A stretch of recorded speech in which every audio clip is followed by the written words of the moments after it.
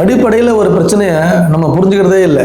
ரொம்பவும் அடிப்படையான பிரச்சனையை மருத்துவ உலகத்தில் பார்த்தீங்கன்னா ஒரு வியாதி ஒரு தொந்தரவு அப்படின்னா மட்டும்தான் நம்ம ஒரு மருத்துவரை போய் பார்க்குறோம், டாக்டர் போய் பார்க்குறோம். மற்றபடி நம்ம டாக்டர்கிட்ட போகிறோமா? போகிறதே கிடையாது. அதை பக்கமே போகிறது கிடையாது. ஏன்னா டாக்டர்னாலே ஒரு வியாதியை சரி பண்ணுறவர் ஒரு மருந்து மாத்திரை ஊசி இது மாதிரி கொடுத்து அது எந்த மருத்துவ முறையாக இருக்கலாம். அது அலோபதி மட்டும் நான் குறிப்பிட்டு சொல்லலை. எந்த மருத்துவ முறையாக இருந்தாலும் உங்களுக்கு ஒரு தொந்தரவு, உங்களுக்கு ஒரு பிரச்சனை மட்டும்தான் நீங்க ஒரு மருத்துவ உதவியை நோக்கி நீங்க போறீங்க. நண்பர்களே, பிரெடிக்டிவ் ஹெல்த் அதாவது முன்கணிப்பு மருத்துவம், அது ஃபியூச்சரிஸ்டிக்கான ஒரு மெடிசன். எதிர்காலத்துல இன்னைக்கு பேசுற விஷயம் ஃபியூச்சரிஸ்டிக்கான ஒரு மெடிசன் சம்பந்தப்பட்ட பிரெடிக்டிவ் ஹெல்த் இன்டர்வென்ஷன்ஸ், முன்கணிப்பு சுகாதார மருத்துவம் அப்படின்ற ஒரு சிஸ்டம் வரப்போகுதுன்றத நான் இப்ப சொல்றேன். கண்டிப்பா நம் இளைய தலைமுறைகள் அந்த முன்கணிப்பு சுகாதார மருத்துவ முறையை நோக்கி தான் போகும். அது பேரு தான் பிரெடிக்டிவ் ஹெல்த் இன்டர்வென்ஷன்ஸ். உங்களுக்கு வியாதி வந்தாதான் டாக்டர் போவீங்கன்னு கிடையாது.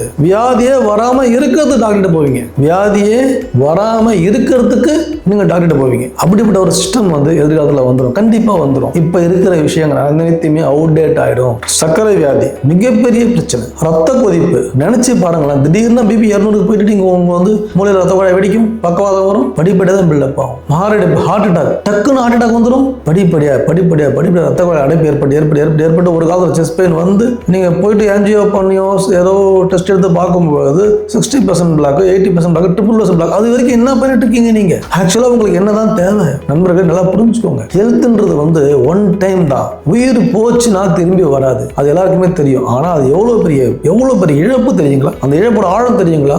நம்ம குடும்பத்துல ஒரு சின்ன பச்சை பிள்ளைங்கள்ல இருந்து வயசானவங்க வரைக்கும் எவ்வளவு நம்மள இழந்துட்டாங்கன்னா அதுக்கப்புறமா அவங்களோட நிலைமையை கொஞ்சம் திங்க் பண்ணி பாருங்க, யோசிச்சு பாருங்க. உங்களுடைய ஹெல்த்துக்காக, உங்களோட உடல் நலத்துக்காக ஒரு வினாடி ஸ்பெண்ட் பண்ணுங்க. பிரெடிக்டிவ் ஹெல்த் இன்டர்வென்ஷன் என்னன்றதை புரிஞ்சுக்கோங்க. சொல்லப்படாத விஷயம் தான் நான் உங்ககிட்ட இப்ப சொல்லிட்டு இருக்கேன். ஹெல்த்ல பாத்தீங்கன்னா அதோடைய ஹெல்த் ஹைரார்கி ஆஃப் ஹெல்த் அப்ரோச்னு சொல்லுவாங்க. அது எங்க ஸ்டார்ட் ஆகும்னா, start with promotive health, preventive health, curative health and rehabilitative health. Promotive health failure ஆச்சுன்னா பிரிவென்டிவ் ஹெல்த் போகும். பிரிவென்டிவ் ஹெல்த் ஃபெயிலியர் ஆச்சுன்னா கியூரேட்டிவ் ஹெல்த். அதாவது நீங்க கியூரேட்டிவ்னா மாத்திரை மருந்து, ஊசி, ஐசியூ அட்மிஷன், சர்ஜரி இந்த மாதிரி. அதுவும் ஃபெயிலியர் ஆச்சுன்னா ரீஹபிலிட்டேட்டிவ் ஹெல்த் போகும். ஸோ உங்களுக்கு சொல்லப்பட்டதே ப்ரோமோட்டிவ் ஹெல்த்ல இருந்து, பிரிவென்டிவ் ஹெல்த்ல இருந்து, கியூரேட்டிவ் ஹெல்த்ல இருந்து ரீஹபிலிட்டேட்டிவ் ஹெல்த் வரைக்கும் உங்களுக்கு சொல்லப்பட்டிருக்கு. இதுக்கும் மேல ஃபர்ஸ்ட் டயர் என்னன்னா predictive health. Predictive, promotive, preventive, curative and rehabilitative. இந்த ஸ்டெப்புக்குள்ள வாங்க, கொஞ்சம் அப்டேட் பண்ணிக்கோங்க. பிரெடிக்டிவ் ஹெல்த்ன்றது மாத்திரையோ மருந்தோ இல்ல தடுப்பூசிகளோ இல்ல நீங்க ஒரு நியூட்ரியன்டான உணவுப் பொருளை சாப்பிட்றதோ இல்ல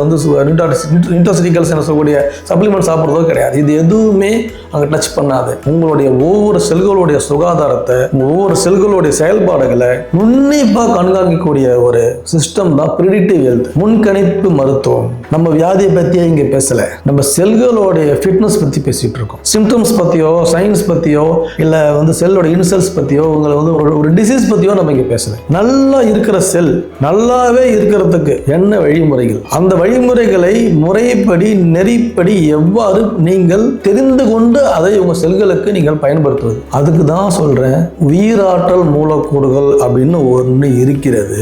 ஒட்டுமொத்த உலகத்திற்கும் மருத்துவ உலகத்திற்கும் தெரிந்த விஷயம் bio active molecules. Bio active molecules தான் ஒவ்வொரு செல்களுடைய முன்கணிப்பு சுகாதார மையங்களாக செயல்படக்கூடியவை. Predictive health information, predictive health intervention centres of each and every cell. இது பாடத்திட்டத்தில் வரதுக்கு இன்னும் ஒரு டிகேடாவது ஆகும். பொதுமக்கள் சொல்லப்படுறதுக்கு மேபி 15-20 வருஷம் கூட ஆகலாம். கல்வி திட்டத்திலே இந்த வேர்டு இல்லை. பயோ ஆக்டிவ் மாலிகுல்ஸ் என்ற ஒரு வேர்டு ஃபுட் பிரமிட் என்ற அந்த உணவு நியூட்ரிஷன் சம்பந்தப்பட்ட ஒரு பாடத்திட்டத்திலே கூட carbohydrate, protein, fat, vitamins, minerals, சத்துக்கள் பத்தி பேசிட்டு இருக்காங்க. தவிர அது இல்லாமல் கேனோடர்மா, குர்குமின், நிறைய அந்த மாதிரி நியூட்ராசிட்டிகல் சொல்லுவாங்க இல்லையா, ஹெல்த் சப்ளிமெண்ட், இதை பத்தி சொல்லுவாங்க. தவிர பயோ ஆக்டிவ் மாலிகுல்ஸ் உதாரணத்துக்கு பீட்டா சிட்டோஸ்டெரால், ஸ்டிக்மோஸ்டெரால், 9,9-சைக்ளோஸ்டிரோன், ஆக்டடினாயிக் ஆசிட், இத்தல் ஒலியேட், நிறைய எக்ஸடினாயிக் ஆசிட், நிறைய இருக்கு. இதெல்லாமே மெடிசன்ஸ் டைரக்டா உங்களுடைய செல்களில் செயல்படக்கூடிய உயிராற்றலை நிர்வகிக்கக்கூடிய உயிராற்றல் மூலக்கூறுகள் என்று சொல்லக்கூடிய பயோ ஆக்டிவ் மாலிகுல்ஸ். இவைதான் பிரெடிக்டிவ் ஹெல்த் இன்டர்வென்ஷனுக்கான சென்டர்ஸ். இதை பற்றின தெளிவான புரிதலுக்கும் ஆழமான கருத்து பரிமாற்றத்திற்கும் உயிராற்றல் மூலக்கூறுகளை பற்றிய ஒரு நுணுக்கமான அவைகளின் செயல்பாடுகள் ஒவ்வொரு ஆர்கனுக்கும் ஒரு செல்களுக்கும் எப்படி செயல்படுகிறது, அது எந்தெந்த உணவுகள்ல இருக்கு, அது எப்படி வந்து அதோட தன்மையை மாறாம ஆக்டிவ் ஃபார்ம்ல நீங்க எடுத்துக்கலாம்.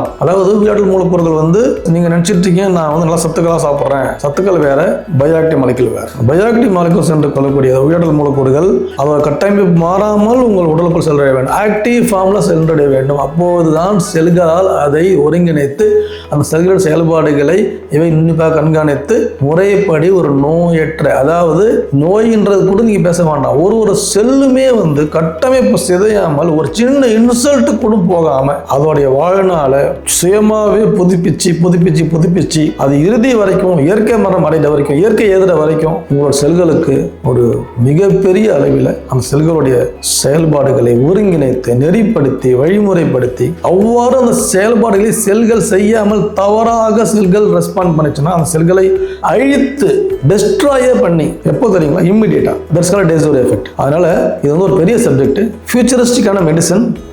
ஒரு மனிதன் வந்து அவனுடைய வாழ்நாளில் ஒவ்வொரு செல்களையும் உன்னிப்பாக அவன் கவனிக்க வேண்டும் என்றால் அவன் கண்டிப்பாக பயோ ஆக்டிவ் மாலிகுல் பற்றின ஒரு அறிவியலை தெரிந்து கொள்ள வேண்டும். நண்பர்களே, நான் டாக்டர் ரகுநாதன், திருவாரூர்ல இருந்து பேசிட்டு இருக்கேன். பாரம்பரிய நெல் கவுன்சில் என்று சொல்லக்கூடிய ட்ரெடிஷனல் மெடிக்கல் கவுன்சிலின் சேர்மன். கடந்த 15 வருடமாக பாரம்பரிய நெல் ரகங்கள் மற்றும் சிறுதானியங்கள் செய்யப்பட்ட அறிவியல் பூர்வ ஆய்வுகளின்படி அந்த அறிவியல் பூர்வ ஆய்வுகளை மத்திய பல்கலைக்கழகத்தில் தேசிய அறிவியல் மாநாடு மூலமாக நிரூபிக்கப்பட்டு இப்போ தங்கள் முன் பேசிக் கொண்டிருக்கிறேன். ஆகையால் மேலும் விவரங்களுக்கும் ஆழ்ந்த கருத்து பரிமாற்றத்திற்கும் என்னுடன் தொடர்பில் இருங்கள். பயோ ஆக்டிவ் என்று கமெண்ட்ஸ் பண்ணுங்க, இல்லாட்டி ரைஸ் என்று கமெண்ட்ஸ் பண்ணுங்க, இல்லாட்டி மில்லட்ஸ் கமெண்ட்ஸ் பண்ணுங்க. தொடர்ந்து பயணித்திருப்போம். நன்றி.